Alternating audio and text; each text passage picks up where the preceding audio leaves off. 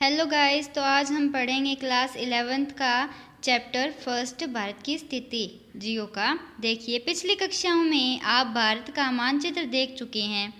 अब आप भारत के मानचित्र 1.1 को ज़रा गौर से देखिए और इसका अक्षांशीय एवं देशांतरीय विस्तार ज्ञात कीजिए। क्या आप इसके दक्षिणतम और उत्तरतम अक्षांशों को तथा सबसे पूर्वी और सबसे पश्चिमी देशांतरों को चिन्हित कर सकते हैं?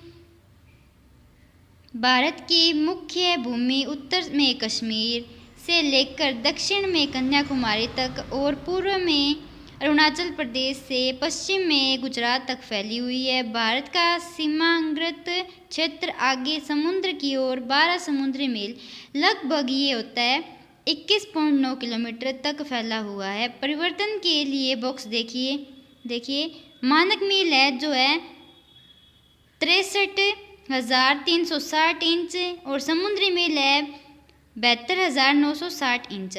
वहीं मानक मील होती है लगभग 1.6 किलोमीटर। वहीं एक समुद्री मील लगभग 1.8 किलोमीटर होती है। हमारे देश की दक्षिणी सीमा बंगाल की खाड़ी में 6 डिग्री 45 उत्तर अक्षांश के साथ निर्धारित होती है। तो ये हमें याद करना है क्योंकि ये पेपर में आता है। आइए हम इतने बड़े अक्षांशीय व देशांतरीय विस्तार के परिणामों का विश्लेषण करें। यदि आप भारत के अक्षांशीय और देशांतरीय विस्तार की गणना करें तो यह लगभग 30 है, जबकि उत्तर से दक्षिण तक इसकी वास्तविक दूरी 3,214 किलोमीटर है। देखिए, ऊपर लद्दाख से लेकर और हमारा ये तमिलनाडु और इधर गुजरात से लेकर अरुणाचल प्रदेश तक ये बताए गए हैं। उनमें देखिए ये बता रहा है उत्तर से दक्षिण तक की बिंदु की दूरी है 3,214 किलोमीटर और पूर्व से पश्चिम तक इसकी दूरी केवल 2,933 किलोमीटर है। अंतर का क्या कारण है, इसे जानने के लिए पुस्तक के अक्षांश देशांतर तथा समय के अध्ययन संख्या 3 को देखते हैं। यह अंतर इस तथ्य पर आधारित है कि ध्रुवों की ओर जाते समय दो देशांतर रेखाओं के बीच की दूरी घटती जाती है, जबकि दो अक्षांश रेखाओं के बीच की दूरी हर जगह एक सी रहती है। तो दो अक्षांश रेखाओं के बीच की दूरी ज्ञात कीजिए। तो मैं बता देती हूँ आपको, दो अक्षांशों के मध्य दूरी होती है 111 किलोमीटर। वहीं दो देशांतरों के मध्य दूरी होती है 111.3 किलोमीटर। देखिए, अक्षांश रेखाओं के मानों से ज्ञात होता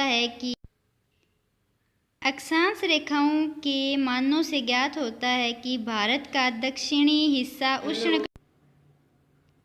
हिस्सा उष्णकटिबंध में और उत्तरी हिस्सा उपोष्ण कटिबंध अथवा शीतोष्ण कटिबंध में स्थित है। यही स्थिति देश में भूआकृति, जलवायु, मिट्टी के प्रकारों तथा प्राकृतिक वनस्पति में पाई जाने वाली भारी भिन्नता के लिए उत्तरदायी है। देखिए, आगे पढ़ते हैं। आइए अब हम देशांतरीय विस्तार और भारत के लोगों पर उनके प्रभाव का अध्ययन करें।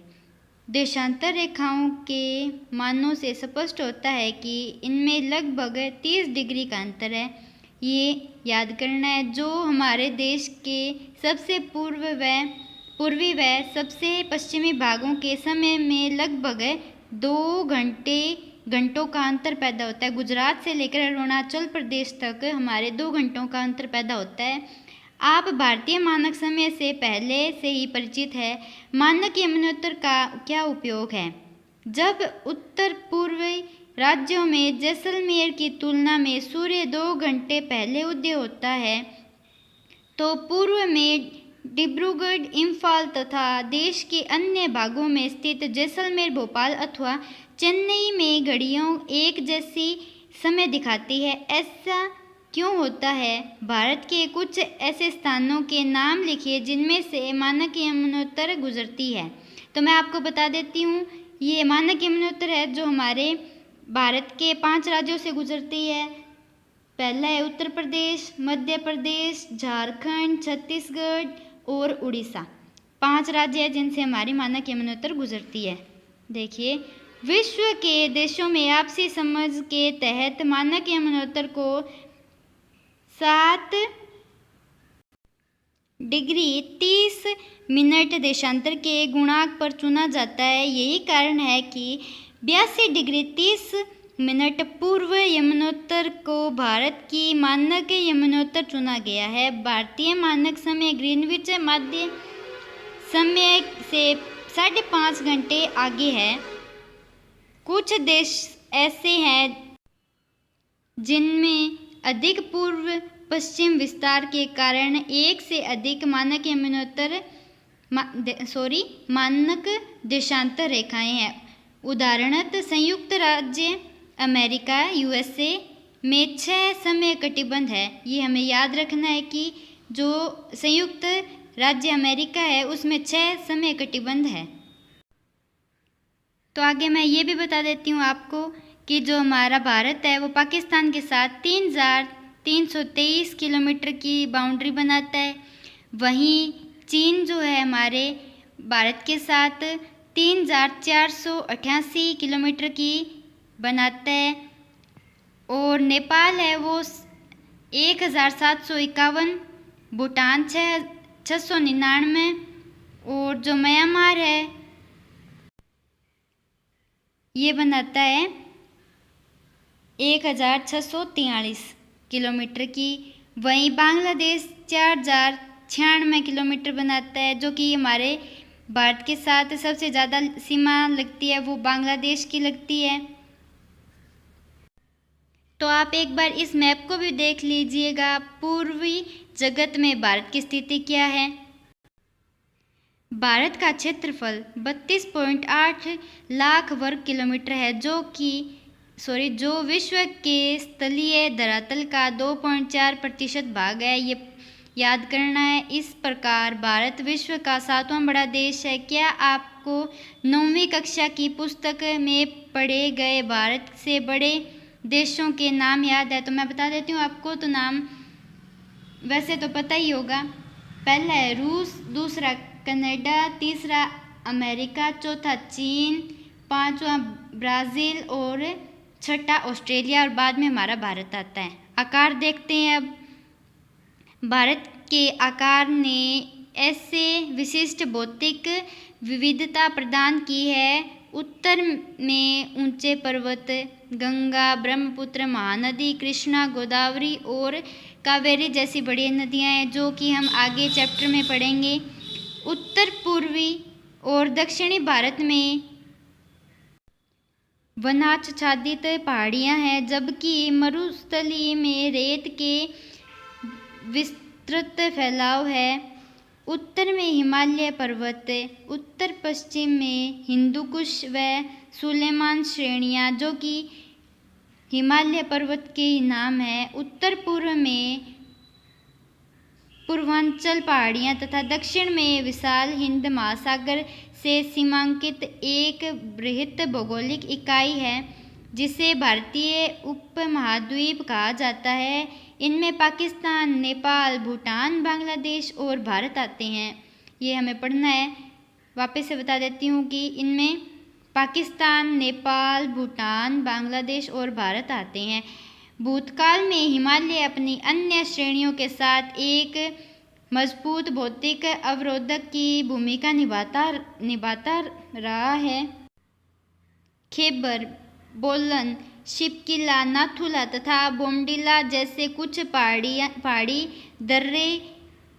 दर्रों को छोड़कर इसे पार करना मुश्किल था। हिमालय पर्वत ने भारतीय उपमहाद्वीप को एक अद्वितीय क्षेत्रीय पहचान स्थापित करने में सहायता की है।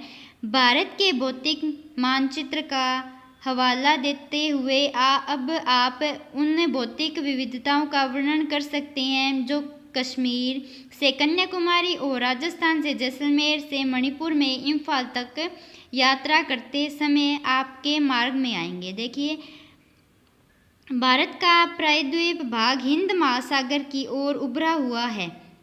देखिए, ये हमें याद करना है, भारत का प्रायद्वीपीय भाग हिंद महासागर की ओर उभरा हुआ है। भारत की संपूर्ण तट रेखा द्वीप समूह समेत 7.517 किलोमीटर पर विस्तृत है।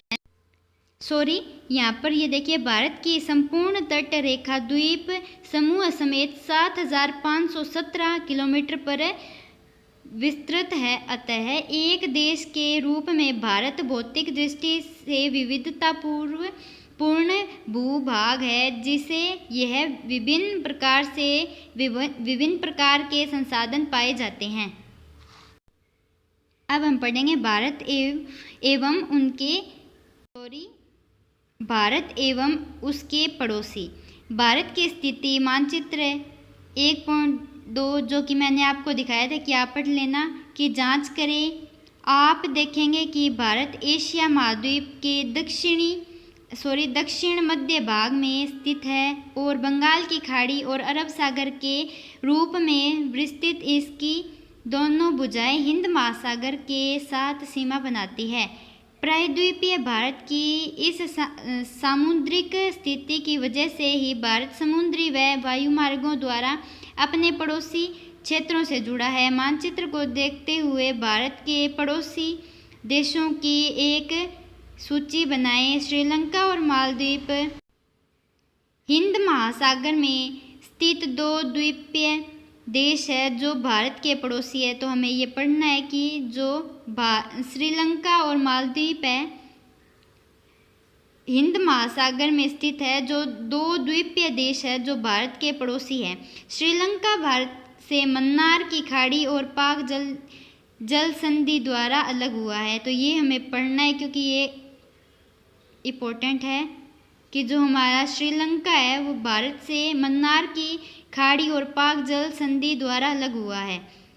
खाड़ी तथा जल संधि में अंतर स्पष्ट कीजिए। तो ये आप कर लीजिएगा। अब देखिए, आगे बढ़ते हैं। क्या आप सोचते हैं कि आज के आधुनिक युग में भौतिक दूरी अपने पड़ोसी देशों से अंतःक्रिया करने में बाधक है? अपने किस